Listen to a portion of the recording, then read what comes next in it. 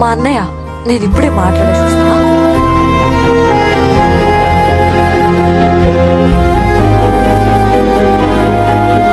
hello